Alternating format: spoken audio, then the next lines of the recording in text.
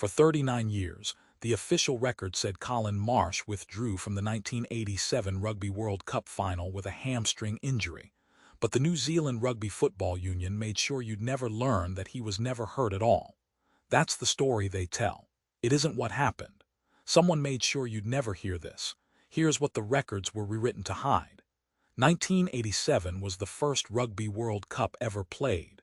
New Zealand hosted it. New Zealand was expected to win it, and they did, beating France in Auckland in a final still called one of the great days in the sport's history. Colin Marsh was 24 years old, a winger with electric speed, penciled in to start. 2 days before the final, he was pulled from the squad. The union said a hamstring strain. The papers repeated it. The record books still say it. Nobody asked twice, because in 1987 nobody had a reason to. Here's the first crack. A teammate decades later in a small newspaper interview nobody noticed said Marsh trained fully on the morning he was scratched. Full pace, full contact, no limp, no wince. A team physio's private notes, surfaced years afterward through a family estate sale, list no treatment for Marsh that entire week. No strapping, no ice, no entry at all. If he was hurt, nobody wrote it down. That's not how injuries work. Every strain gets logged because the union's insurers required it. His file is empty. An empty file isn't an oversight. An empty file is a decision. You think the explanation is simple. Selectors change their minds. Coaches protect a player from himself or protect the team from a risk nobody wants to name publicly. Maybe Marsh was struggling with nerves, and hamstring was a kind lie to save him embarrassment. That's the story people told themselves for years because it's easier than the alternative. But it doesn't hold. Teammates who roomed with him that week described a player who was calm, sharp, and confident. He wasn't the one who was nervous. Somebody else was. Here's what was actually buried. Rugby in 1987 was still officially amateur. Players weren't supposed to be paid, not a cent, under threat of lifetime bans from the sport's governing body.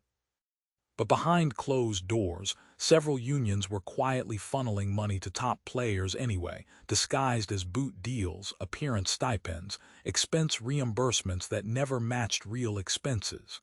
It was an open secret among the players. Everyone did it. Everyone stayed quiet about it. Marsh didn't stay quiet. 3 weeks before the tournament, he raised it internally, formally, in writing, to a union official, not to expose the sport, but to ask why some players were getting paid more than others under the table, and why he wasn't one of them. He wanted the arrangement acknowledged, not stopped. That letter is the document nobody was supposed to find. It surfaced in 2019 in a box of donated union archives, misfiled under sponsorship correspondence. In it, Marsh names 3 officials by role, not by name, careful even then. He describes a payment structure that, if it became public in 1987, could have triggered an International Rugby Board investigation into the entire All Blacks program, threatening the team's eligibility for the tournament they were hosting and expected to win. The union didn't fire him. Firing him would have required an explanation. Instead, they wrote him out with an injury nobody checked and quietly made sure no other national side selected him afterward. Scouts were told, off the record, that he was difficult. His career ended within a year. He never played international rugby again. He never spoke publicly about why. Marsh died in 2011. He gave one interview near the end of his life to a small regional paper, and even then he only said, "I asked the wrong question at the wrong time." He never named the officials. He never got the tournament medal players who traveled with the squad received.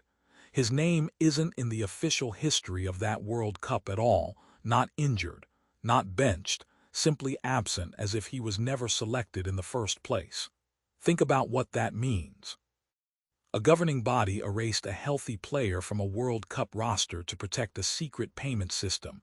It was already breaking its own rules to run.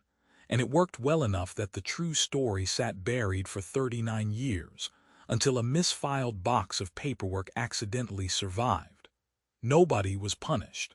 Nobody apologized. The union that did it still governs the sport in New Zealand today, and 2 of the 3 officials named in that letter went on to hold senior roles in the sport for another decade. So here's what's still buried. Marsh's letter names roles, not names, and the union's full 1987 financial ledger has never been released. If it still exists, somebody has chosen, every year for 39 years, not to open it. What's in it and who's still protecting it? That's the part nobody's answered yet.